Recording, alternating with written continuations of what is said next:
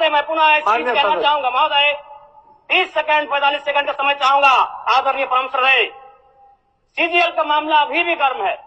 यदि सरकार को लग रहा है वो सच्चे हैं तो सांच को आंच क्या करा लीजिए जांच, सांच को आंच क्या करा लीजिए जांच। और अब कब तक बहाना दीजिएगा कि ये विपक्ष की साजिश है?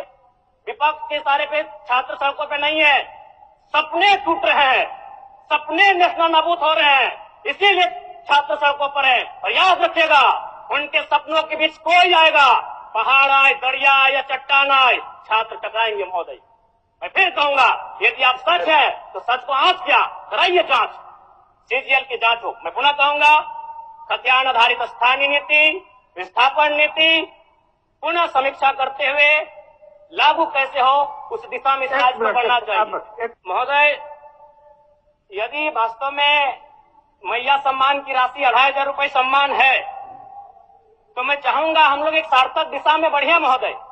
आज जितने भी माननीय हैं उनको बस की सुविधा दी जाए, जितने भी माननीय हैं अपने घर से एक ट्रेन की सुविधा से सदन आए, जितने भी माननीय हैं वो अपना टीए भत्ता का त्याग करे, जितने भी माननीय हैं यह जांच हो कि उनके बच्चे सरकारी स्कूलों में पढ़ते हैं या गैर सरकारी स्कूलों में पढ़ते हैं, निजी स्कूलों में पढ़ते हैं, इस विषय का भी जांच हो। अगर उसमें अगर कसौटी में उतरते हैं हम कहेंगे ये मैया सम्मान योजना है, और नहीं तो इसे केवल और केवल जिस सपने के साथ ये राज्य अलग हुआ था वो सपना कहीं ना कहीं अधूरा होगा महोदय। 2,500 रुपया सम्मान की कसौटी नहीं होगा।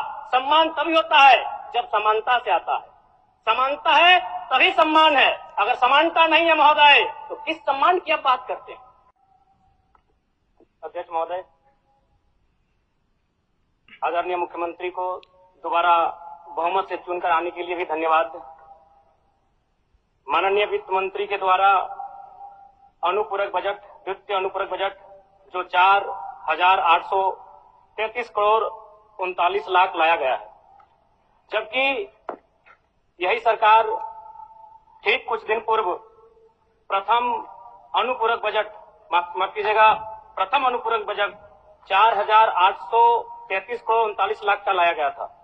और आज पुनः द्वितीय अनुपूरक बजट जो कि 11,697 करोड़ 45 लाख की राशि लेकर आए हैं। तो महोदय, जब पूर्व में हमारे पास जो निर्धारित राशि होती है और उन राशि को अगर हम खर्च नहीं कर पाते हैं तो फिर ऐसे बजट का एक दिशा का होना और राज्य की दिशा का अलग होना, कहीं ना कहीं इस चरितार्थ को हम लोग उदाहरण के रूप में प्रस्तुत करते हैं। महोदय, बजट की सार्थकता तभी आम व्यक्ति को समझ में आएगी जब एक गांव का सबसे गरीब व्यक्ति, गंगवा की पत्नी गंगिया, अपनी गठरी में बाजार के बजट को रख पाए। आज तमाम माननीयों ने, हमने भी सोचा था कि पक्ष की तरफ से विषय को रखा जाएगा, विपक्ष वाले तर्क को प्रस्तुत करेंगे और इसी बीच मैं एक नया नवेला युवा सीखने का कार्य करूंगा। लेकिन मैक्सिमम समय इन्होंने दिशाहीन मुद्दों पे रखा। तो मैं, चूंकि मैया सम्मान योजना मूल बिंदु रही, केंद्र बिंदु रही, किसी ने उसे सम्मान कहा, नारियों का सम्मान कहा, महिलाओं का सम्मान कहा, हम लोग भी महिलाओं के सम्मान के पक्षधर हैं। हमारे एक भाई कह रहे थे कि 2,500 रुपए की राशि जब एक स्कूल कॉलेज में पढ़ने वाली बहन को दिया जाएगा तो उससे वो स्कूल कॉलेज कागज, कॉपी, कलम की सामग्री लेगी। मैं कहना चाहूंगा, अगर आप उसे स्कूल कॉलेज जाने से पहले अगर 2,500 रुपए देंगे तो उसे आप निकम्मा और आलसी बनाएंगे। यदि आपको उस राशि को देना है तो उसके स्कूल कॉलेज जाने के बाद दीजिए, स्कॉलरशिप के रूप में दीजिए। मैं आज पुनः कहूंगा, क्योंकि आप सत्ता पक्ष में हैं, आप संभवतः अपने इस विषय को बचाएंगे, आप अपना पक्ष रखेंगे कि आपने मैया सम्मान योजना एक महान कार्य किया है। लेकिन मैं फिर कहूंगा, 18 साल, 25 साल, 30 साल की लड़कियों को जो आप फ्री में 2,500 रुपए दे रहे हैं, आप उनकी प्रतिभा को हनन कर रहे हैं, आप उनकी प्रतिभा को नकारात्मक दिशा में ले जाने कार्य कर रहे हैं महोदय। मैं इसे आप स्कॉलरशिप का रूप दीजिए।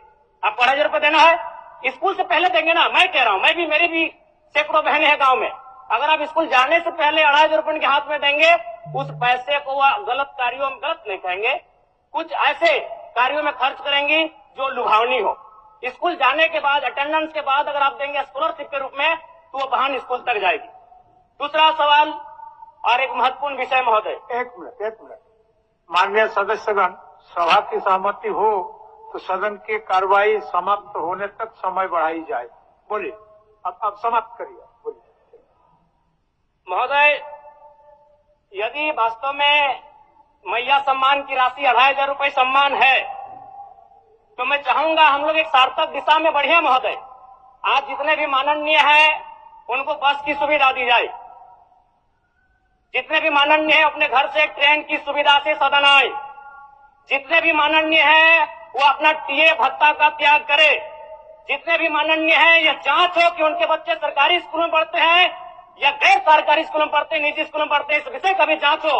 अगर उसमें अगर कसौटी में उतरते हैं हम कहेंगे ये मैया सम्मान योजना है, और नहीं तो इसे केवल और केवल जिस सपने के साथ ये राज्य अलग हुआ था वो सपना कहीं ना कहीं अधूरा होगा महोदय। 2,500 रुपया सम्मान की कसौटी नहीं होगा।